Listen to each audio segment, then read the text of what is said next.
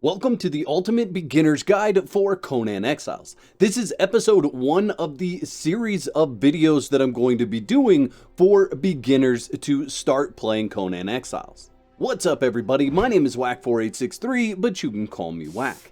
Now I already have a lot of guides on my channel for Conan Exiles, however this series is going to be more specific in guiding you from starting to play the game all the way to dominating in Conan Exiles. Let's start off with the different game modes and different game types that Conan Exiles offers. You can play single player co-op, you can play on a server, and then the style of server can be PvE, which is player versus environment, or PvP, which is player versus player. There's also a mode called PvEC, which is a player versus environment conflict, which incorporates some of the PvP aspects into the PvE style of play. You will not be able to raid bases in PvEC, however you will be able to fight and clash against other players. If you decide to play on single player, you will have 3 options for difficulty. Civilized is easy, Decadent is medium, and Barbaric is hard. Now there are private and official servers that you can choose to play on.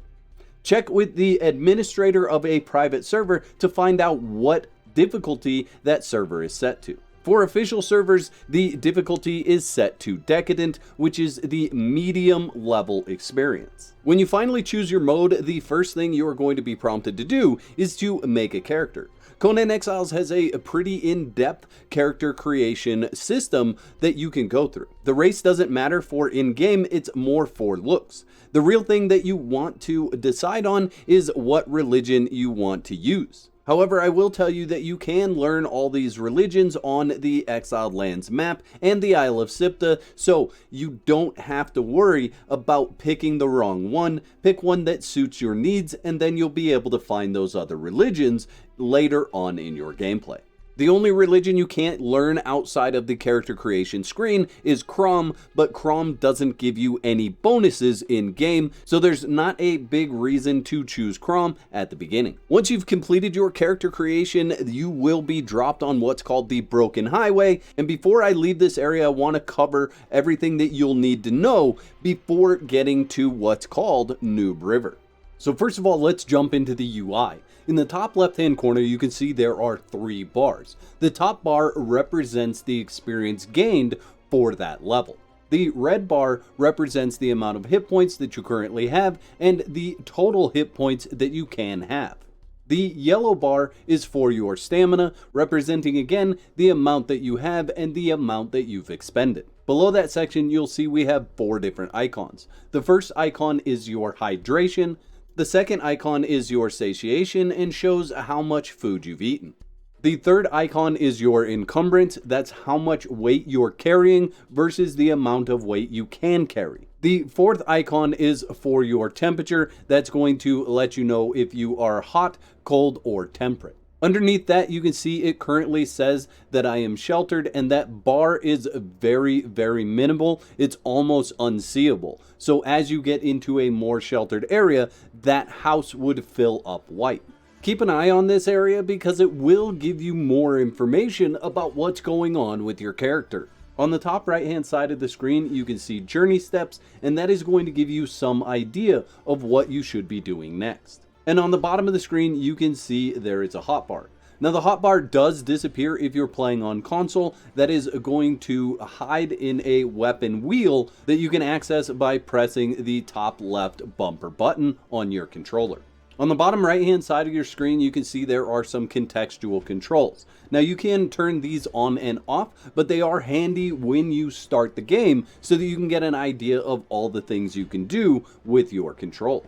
You can also turn off the journey steps if you don't want to see that on the screen. And if you want to hide the entire UI in order to get some really cool screenshots, it is linked to Alt-Z by default.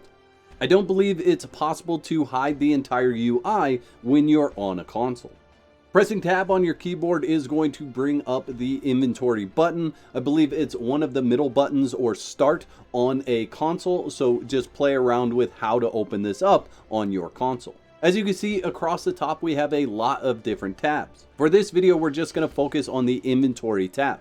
On the left hand side, you can see the inventory screen. You are able to search in there for specific items, or there is a drop down menu that you can use to change the way your inventory sorts. I have it set to custom because I like to have specific things in certain spots in my inventory.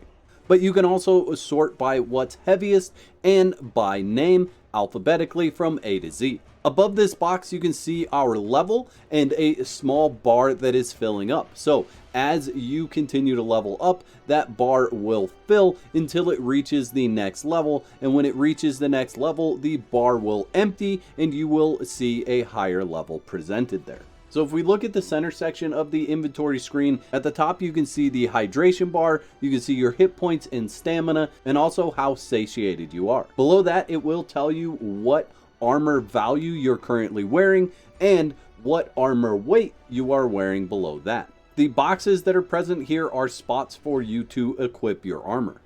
And then on the right hand side of the screen, we have our crafting menu. So if we select an item in that crafting menu, it will let us know what we need to craft that particular item. Now I picked up some items so we can show you how crafting works, and we're just going to craft a shirt and some pants there. And once those are done, if you're not wearing anything, they are automatically going to equip in your armor slots. Some items will automatically go into your hotbar. Those are going to be items that you're able to use. Before you leave the broken highway, you should read this tablet simply by interacting with it, and then you're going to want to look for the smoke in front of you. When we find the smoke that is in front of us, we can interact with many of the things that are here. This is going to give us some food. It also gives us a sealed water skin, and you can pick up a lot of these rocks and these stones and this plant fiber in order to get ready to move to what is known as Noob River. Now, if you're playing on the Exiled lands, there are multiple spots below Noob River where you can spawn, so it's good to see which spot you spawned in and set your sights on a location where you think would be good to go along Noob River. The more north and the more west you travel, you will find that the difficulty does scale up, so you'll want to keep that in mind as you're traveling farther north or as you're traveling farther west.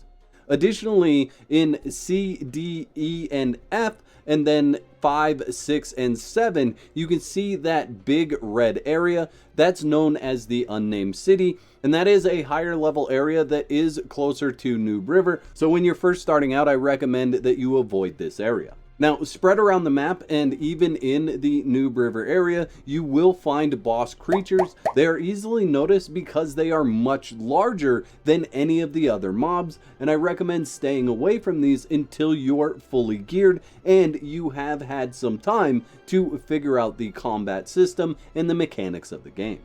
So your first goals are going to be to follow the journey steps and make your way north towards the Noob River area. Now, each time you level up, you receive both knowledge and attribute points. I'll cover knowledge in a future video, but attribute points are something that you should be spending right away. There is strength, agility, vitality, authority, grit, and expertise. My suggestion early on is that you pick between strength, agility, and vitality as the first points that you spend. There are a lot more strength weapons in the game than there are agility weapons. However, agility does give you some really nice movement features, so you'll have to decide which type of character or which type of combat you want to do.